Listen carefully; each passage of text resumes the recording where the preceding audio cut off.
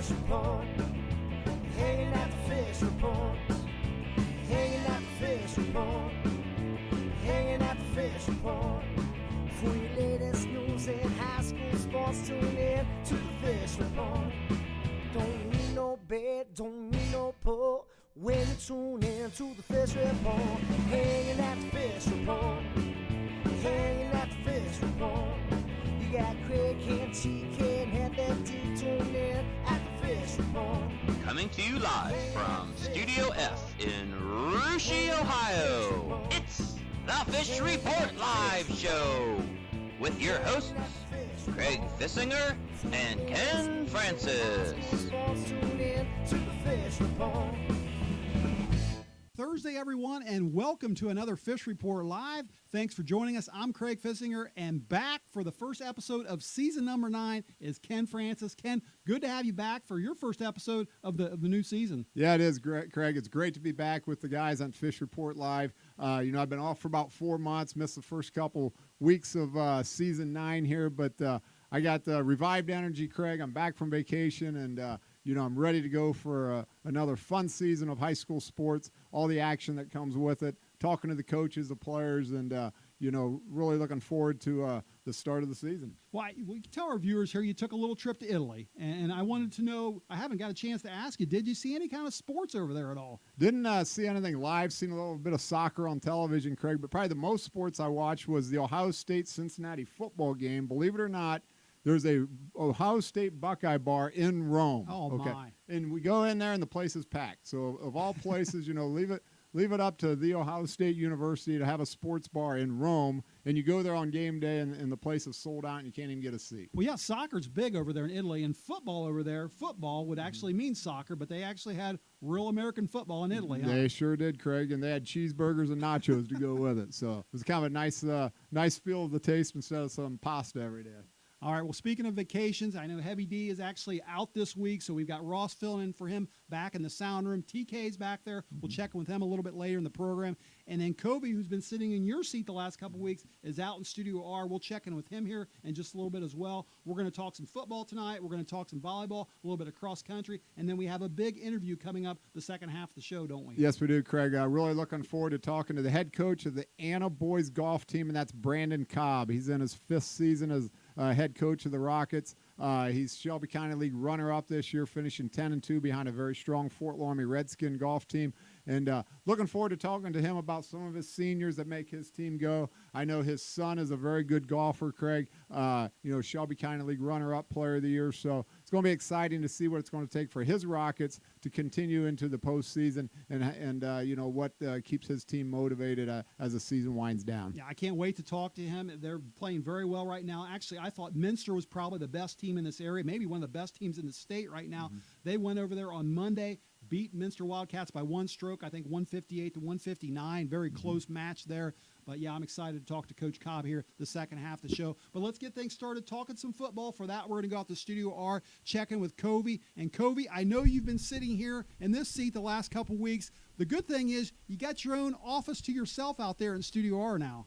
Yeah, it feels pretty good out here without Daniel. I got a little more room out here. So the only thing is I don't have anyone to keep me accountable out here. So you never know what could go on out here. It could get pretty crazy. Well, Studio R looks a lot better without current Dirty out there with you. He was always he was falling asleep, eating breakfast, things like that, Covey. So you're representing yourself very well. He's falling asleep, eating breakfast, throwing no-hitters, perfect games, you name it. Daniel was doing it back here. He's a clown for sure.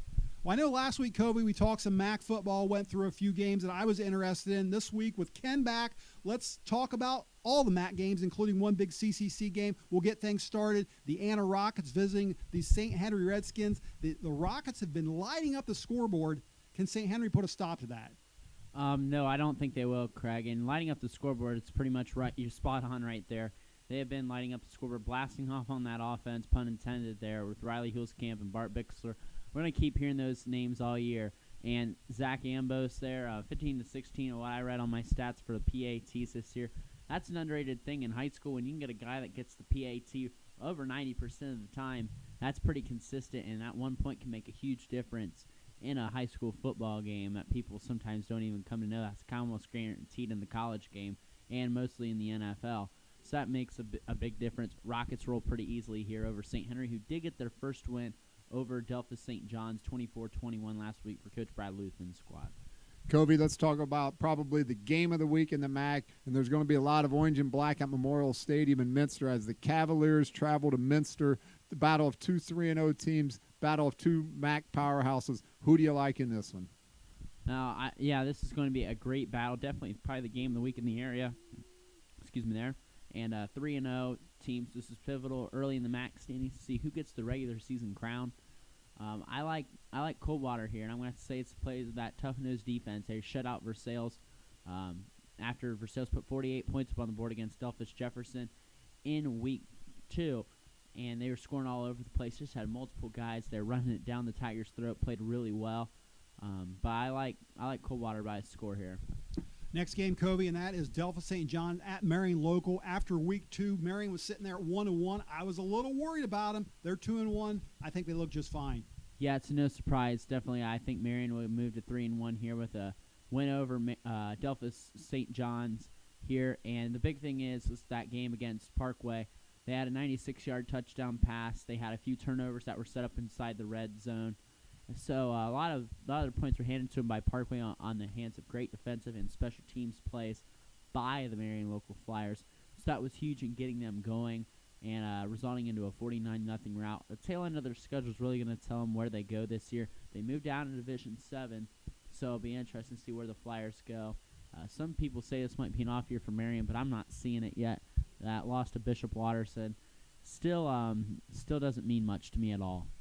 Covey, let's talk about another MAC game, and that's Fort Recovery at New Bremen. You know, the Cardinals have been in a rebuilding year for several years now, but they keep getting a little better and better. They started out 2-0.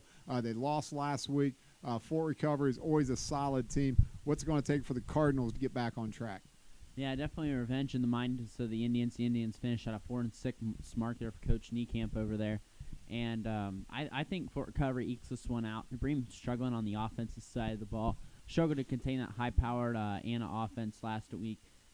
And really, Fort Recovery has played solid so far this year. You know, you talk about that week 1 win. It's still impressive how they didn't even allow a first down to Lehman.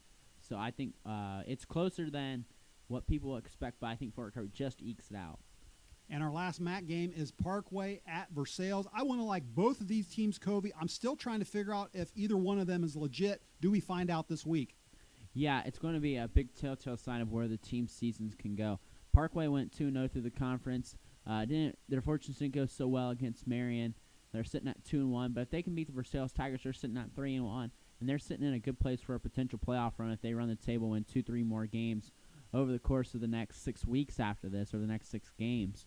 So it's going to get them a lot of points if they can beat the Versailles Tigers. Now on the flip side, your coach Ryan Jones in your first year, you didn't play so well in your rivalry game against Coldwater, and that's tough when you don't play good in a rivalry game.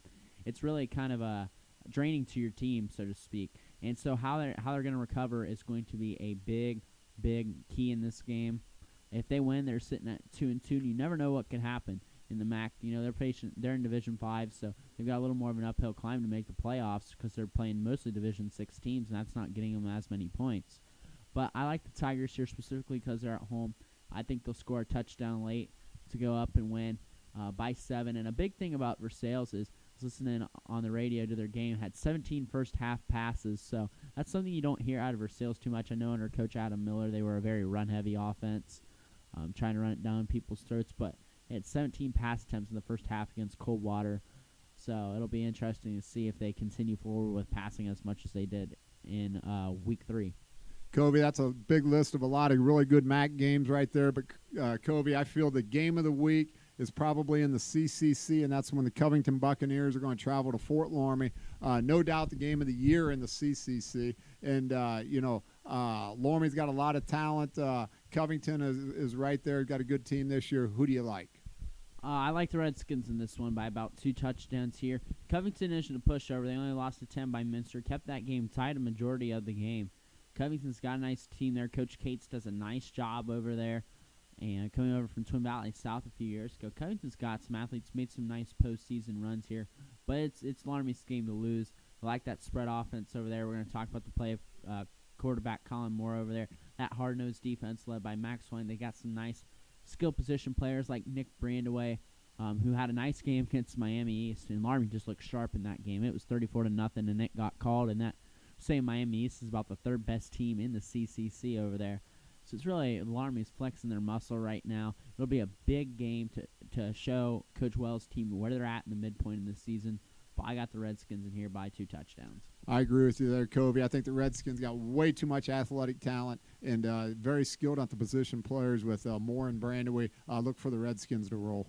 Ken, I know one thing. If we want to know answers about football, we go out to Covey. That guy, he knows this football, and I think we keep him out there in Studio R. I agree. I had to work to get this seat back, so it wasn't easy. So I like Covey out there in Studio R. All right. See you guys next week. Yeah. Great stuff, Covey. And Ken, we can talk a little. We got a few minutes here. We can talk a little volleyball yet. Covey and I got a chance to call that Jackson Center at Russia game on Tuesday night. Lots going on in the SCAL in volleyball. Let's take a quick look at the standings. Well, in that call, great win for Coach Watkins and the Russia Raiders. They moved to 5-1 in the Shelby County League, Craig, tied with the Anna Rockets. But when you look at the overall standings, Fort Laramie Redskins, Craig, the cream of the crop of the Shelby County League, sitting at 7-0 in the league. They really haven't been tested much, 12-1 overall. And when you look at the overall records of the rest of the Shelby County League, no one actually over 500. So, like I said, Russia and Anna both with just one loss, so just a game back. And Jackson Center at 3-4, and then Houston, Fairlawn, Bockens all there with just one win. So big game for Russia, though, tonight. They travel to Fort Laramie. If somehow the young Raiders can find a way to win at Fort Laramie, they can flip this standing in a hurry and make for an exciting finish. But, Coach Watkins has got a lot of great young players, Craig. They're playing excellent volleyball, but I think Fort Laramie and their group of players as well, they're going to be tough to beat in the Shelby County League. The interesting thing about those standings, you look at the league records, you see Anna and Russia both at 5-1. It looks like they got their first round in. Actually, both those schools haven't played each other yet, and that's because I think of some construction going on over there at Anna right now. So both those teams still to play each other. And then Coach Metz, her squad's below 500. Watching her team the other night, it looks like they're looking for answers right now. But I'll tell you one thing, they're not going to win the Shelby County Athletic League. I know that, but I wouldn't want to face a Kim Metz team come tournament time because she'll have her act together in the postseason. They've won 12 straight district titles after all. They have, and Craig, don't be surprised you see possibly a Russia Jackson Center rematch in a sectional final game.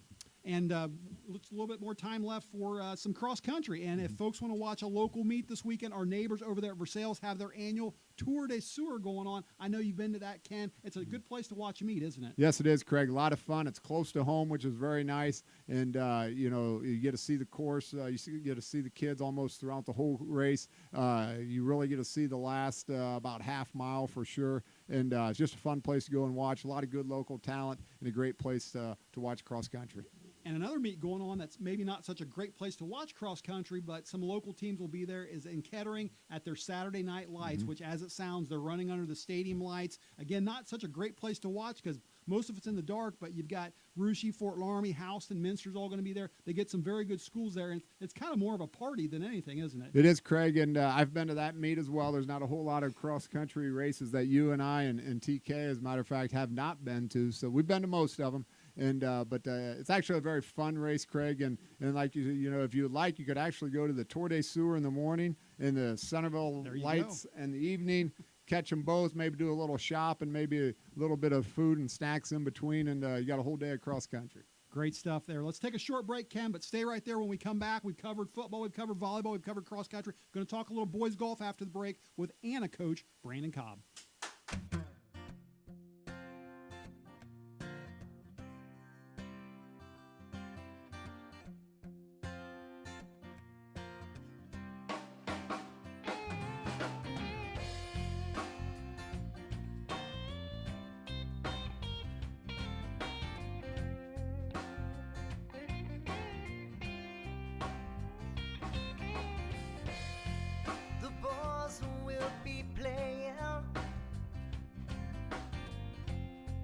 Stage at the Leaping Van. Music starts at 8 o'clock. You can find us here every Wednesday night. It's usually the same cats every week, but I can tell you all their names. A teacher, cat, and a junkie, all waiting for time to play. Everybody here's got something that we're trying to leave behind. We're all a little broken, looking for a place to hide. Get no answers, don't ask any questions. We're all here just looking for a high. And we're all beautifully broken here tonight. And welcome back to the second half of Fish Report Live. Before the break, Ken, we were talking some football, we were talking some volleyball, talked a little cross country. Now we're going to talk some boys golf. And our guest coming up here, he was last on this show back in 2016 during his second season as the head coach of the Anna boys golf team. He's now in his fifth season, has the Rockets playing extremely well. As I mentioned at the top of the show, had that big win on Monday against Minster, and then they beat Marion Local on Tuesday. We welcome to the show once again, Brandon Cobb. Coach, thanks for joining us. Guys, thank you very much for having me. Well, listen, I had the opportunity to watch you, I believe, 4 times this year. Most recently, this past Thursday, over at the Shelby County Athletic League tournament, where your Rockets played extremely well.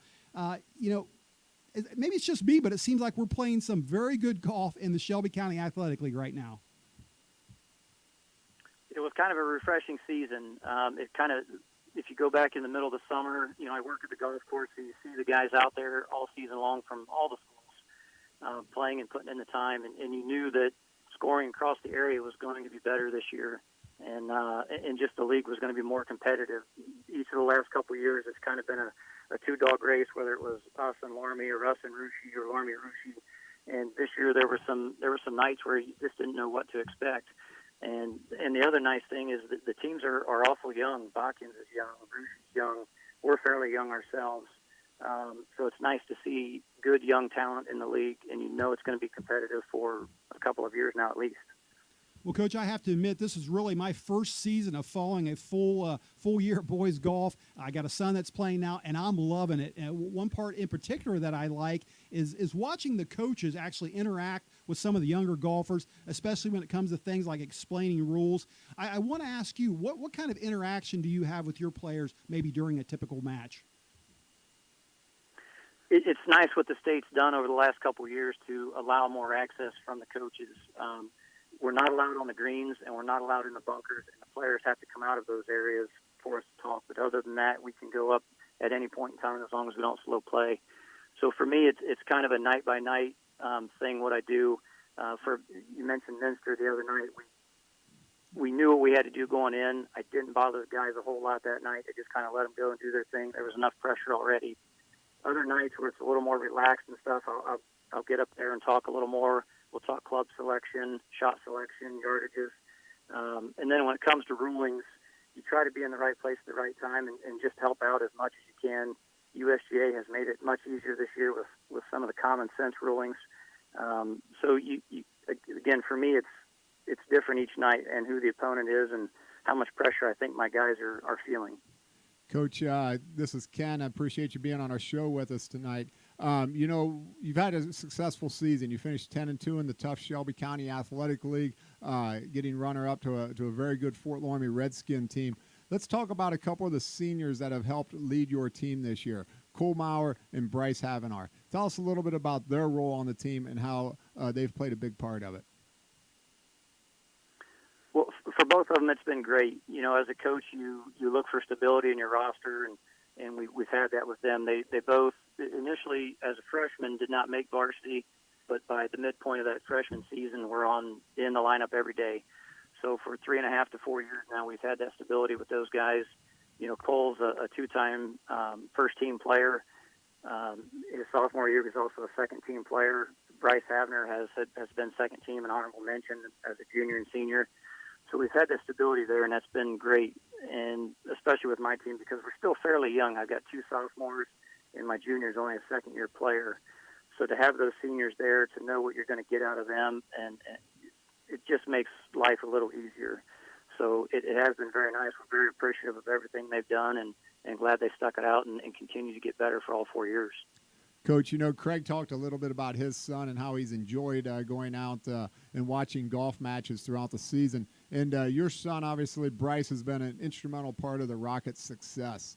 He's Shelby County League runner-up player of the year, and he's got some good teammates as well. Could you talk a little bit about Bryce and some of the other underclassmen that have given you success throughout the season?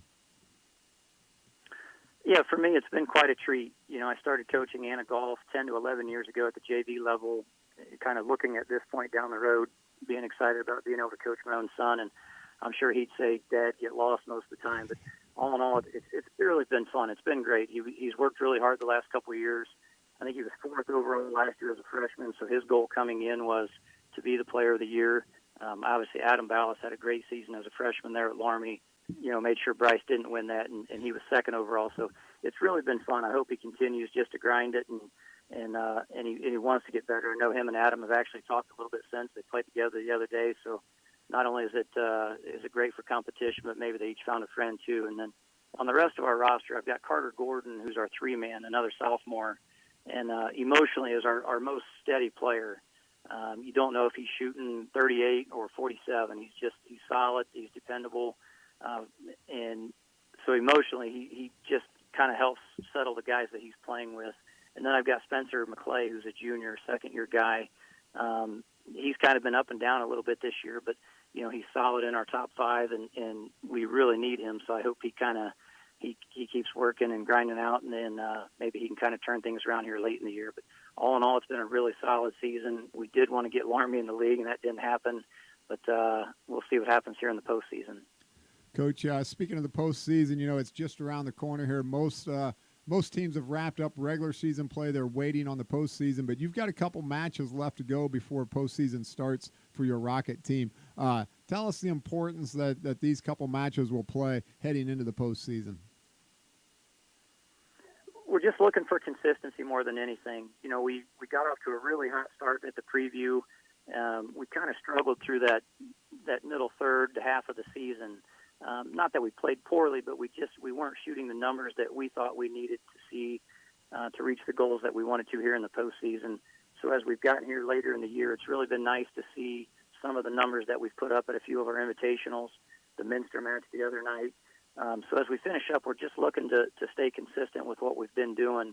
And I really like later in the year like this to do a try match, which is what we'll do tomorrow night over at Stillwater against Versailles and Fairlawn. I want the guys on their own. I want them to have to face situations on their own and just make sure that they're comfortable not having a teammate there.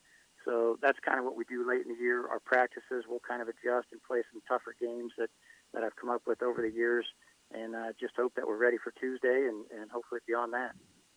Well, Coach, listen, we're running out of time, but I got one more question for you. You and I have something in common, and I think that's we both have 3 kids, and I've only got one left right now in high school. But from what I understand, in addition to Bryce being your sophomore, you've got I think a freshman golfer as well as maybe an 8th grade daughter that plays volleyball. How hectic is your life right now? It's sports every night, so we love it. My wife loves sports. She's very competitive too, so it's a nice balance with the family. The kids seem to love it. We'll kind of stick with it this way until they say, hey, something needs to change. But it's awesome. I'm happy that my freshman boy played golf this year. Initially, we didn't think he would. We thought he was just going to be a baseball guy. So he stepped in. He's got a little varsity time. My daughter loves volleyball. That's probably her best sport. She's good at, she loves basketball, loves softball too. So it's a hectic time. I've missed a few more volleyball games than I'd like to, but we'll see how that balances out here as golf kind of winds down and I can get back in the gym. But we love it. It works out really well for our family right now, and so we're going to keep rolling with it. Well, Coach, that's great stuff. That's a great family bonding time as well, and there's nothing better than being a parent of when your kids are that age, and it just makes for a lot of fun. So we appreciate you being on our show with us tonight, and best of luck to the Rockets in the postseason. and your golfers out there as they try to find great success as the season goes on. Thank you very much. I thank you guys for the exposure you give to the local athletes and letting the coaches come on and talk about them, and it's a lot of fun. So thank you very much. Thanks, Coach. Thanks, Coach. All right, as the head coach of the Anna Rockets, Brandon Cobb there, Ken. And it's been a while since he's been on our show. He's a heck of a golf coach. I know he likes his baseball, too. Coaches that as well. Absolutely. And a lot of fun talking to Brandon. He's a busy man. I'm just glad he was able to take some time out of his busy schedule to get on our show. All right, well, let's head back to the sound room and check in with TK and Ross filling in for Heavy D tonight. Guys, how's it going back there? Going well. We're doing okay. Good. Yep.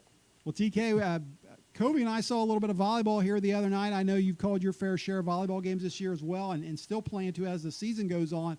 But a lot of sports going on in the fall here in Shelby County Athletic League. Give us who your star of the week is.